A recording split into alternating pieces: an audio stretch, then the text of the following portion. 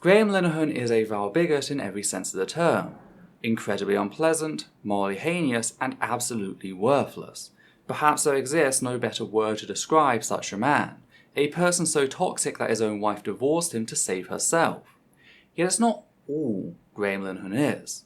Yes, he's a vile bigot, but he's also a vile bigot that likes to threaten others with frivolous lawsuits for reporting on his horrific behaviour, a fact that is the very topic of today's video.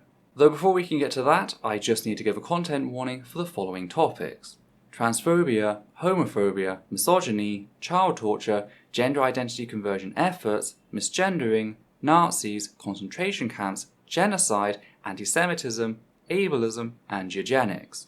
If you like our work and appreciate the research put into each video, please consider supporting the channel via Patreon. You can also support us by liking, commenting, and sharing our work on social media like Twitter and Discord. So today's story came to the public's attention when non-binary journalist and TV writer Laurie posted the following to Twitter on the 13th of September. Graham Linehan, free speech champion, has threatened me with legal action unless I delete a tweet and apologize. Here's the apology. I apologize for calling Graham Linehan a vile bigot. Never having met him, I have no idea if he is vile, and it was wrong of me to say so. I further apologize for suggesting that no publishing company should help Linehan publish his hate speech. It was wrong of me to single him out that way. No publishing company should help anyone publish hate speech. The original tweet is now deleted. I hope this satisfies.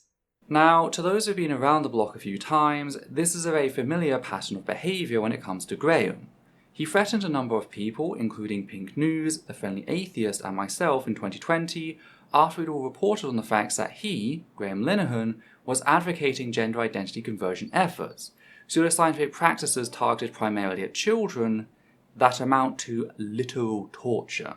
Not figurative torture, as in the way of having to listen to Graham self-congratulate himself about what a great feminist he is for constantly harassing women, but literal torture, the sort of shit that unites US presidents of both parties. So naturally I set about verifying these statements, making a quick stop at Graham's Substack, the place he's had to reside ever since he was banned from Twitter for transphobia. And sure enough, I found the original post titled, "Sorry everyone, this is the only platform I have."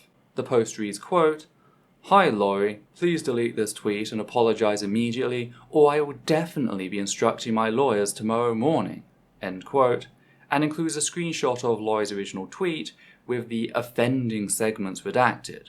Laurie's original post reads as, Grace Lavery has already done that work in the article of hers which I reference. Redacted. And no publishing company should help him spread his redacted. As already noted by Laurie in the thread we started with, said post has been removed, meaning it's difficult to fill in those blanks.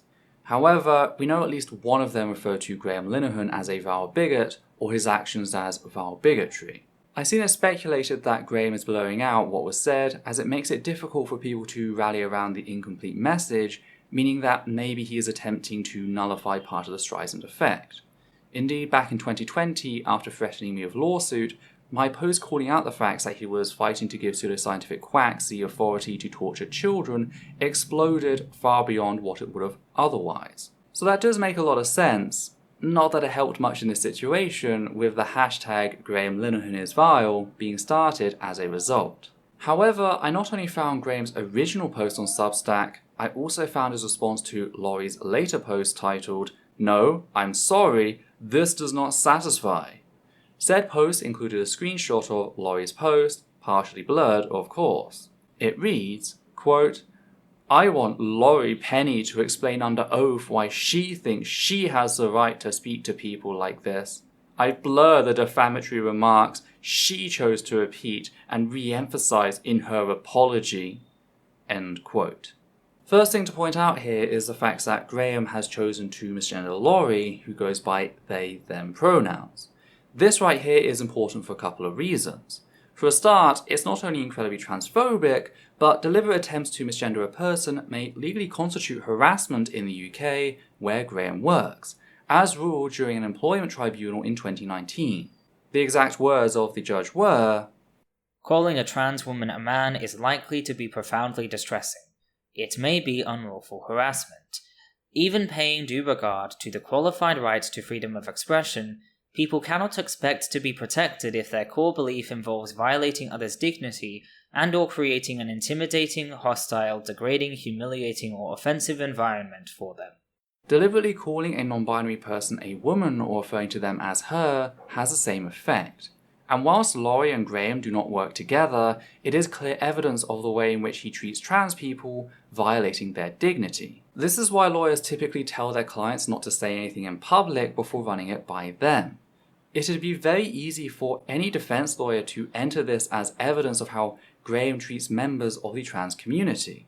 And even though this alone may not constitute enough to rule in favour of Laurie, were the case to actually make it to court, it would offer a great launching point to discuss the many abusive and horrific things Graham has done in the past, such as accusing random trans people of being child groomers and telling women that they're traitors or doormats for not falling in line with his hateful ideology. Let's also not forget this disgraceful display broadcast on national television. But has stepping in made the debate any better? I mean, a lot of people say that the language you've used, some of the dismissive terms that you've bandied about have actually increased the toxicity of this debate. Can you give me an example? Yes, you can. Yeah, I'll give you several if you want. So, what about comparing people in the trans debate to speaking out against Nazis? I mean, that's pretty extreme. Well, there's a couple of parallels. One is that at the moment, children are basically being experimented on with puberty blockers. For instance... Oh, come on. You're not seriously trying to say that children going to the doctor and saying that they're worried about their gender is akin to children being experimented on in Nazi concentration camps? I'm afraid I am, because Lupron, which is a drug that's supposed to be meant for end-stage cancer prostate cancer treatment, is being given to young girls. It has never been tested on girls. It has never been tested on women. That's happening to young women at the moment. There's a couple of issues here. One of them is that these are doctors who are doing this, and you don't have any medical training to know about this, but the other is that they are doing it by choice. It is deeply offensive to compare this to Nazi concentration camps. Oh, no, don't get me wrong. I'm not comparing it to Nazi concentration camps. That's and also... Well, that's basically what you said, was that experimenting on children is what the Nazis did and what doctors are doing today. It takes a particularly violent individual to compare the life-saving treatment given to trans youth to experiments performed on primarily Jewish and disabled children by Nazi doctors. Take, for example, Dr. Hans Asperger, the man who decided which autistic children were useful to the goals of the Reich and should thus be spared, and which ones were a burden and should thus be killed. By the way, that's where the whole high-functioning and low-functioning dichotomy comes from, with high-functioning once being referred to as Asperger syndrome, named after the Nazi doctor himself. That's why you should never use the terms. Hey, if I can use Graham's vile bigotry to inform you of a little history, I consider that time well spent. Returning to Graham's misgendering, however, saying it's not a good look would be putting things mildly, and it very much weakens any case he could hope to have. Not that there are any actual signs that he tried to take things to court. You see, in spite of him mentioning that he has lawyers, plural, he has never taken things to court or even issued an official cease and desist, at least not that I'm aware of. There was some speculation about Pink News and whether they'd received one, but none of that was confirmed, suggesting his threat to be an empty one. That's especially true of my case, where not only did I refuse to take down my post acknowledging the facts that Graham Linehan has fought to allow the torture of trans children, but I've continued to speak truth in that regard. Like, the post is still up there, and you can check it for yourself. Graham's account, meanwhile, not so much. Because the moment I began to raise money for a countersuit, Graham ran away. And it's not that he's forgotten me. Oh no. After a while, Graham would stop by the channel now and then to project his own toxic behaviour onto me, just like he does with so many other people, as can be seen with this comment he posted to last month's video on transphobia in the Green Party of England and Wales. Do note, in that video I stated very clearly that, but it didn't stop there. For you see, Peg also noted that failed comedian and known child torture advocate, Graham Linehan, had also attacked Catherine. The last time I covered Graham was earlier this year, when he landed in hot water for invading a Women Love Women dating app. You see, Graham signed up to the app and began publicly posting screenshots of users, some of whom may or may not have been trans, all because he personally didn't deem them feminine enough to use the service, directing real-life violence towards lesbian and bisexual women. Why? Well, because the service allows trans women, whom Graham likes to assert are a danger to cis women, projecting the violence of his own behaviour onto them. Yet he didn't even try to threaten me. I guess even he realises that I'm immune to intimidation. Because that's all this appears to be, intimidation. The fact that Graham continues to lash out after threatening legal action, the fact that he hasn't actually taken any legal action against anyone as far as I'm aware, the fact that he ran away the moment I showed him resistance, makes me question whether he even has the resources to launch a lawsuit. The closest he came was when he filed a complaint with the Independent Press Standards organisation on the 26th of February this year. The Metro had run an article on the dating app story mentioned in the clip I just played, noting that Graham was, quote, known for anti-trans rhetoric, end quote. Graham took offence to this and complained, only for Ipso to rule that it was a fair comment. It should also be noted that even before the article had been published, the Metro had reached out to Graham's agent for comment, but received no reply. But yeah, I'm beginning to question whether Graham even has the resources to file a lawsuit at this point. It's possible he does, he just knows that his case will be thrown out pretty quickly due to the amount of evidence to justify everything ever said about him by members of the trans community. But the longer this silly little dance of his continues, the more I'm beginning to wonder. Sadly, the whole point of strategic lawsuits is to shut down criticism before it's even made it to court.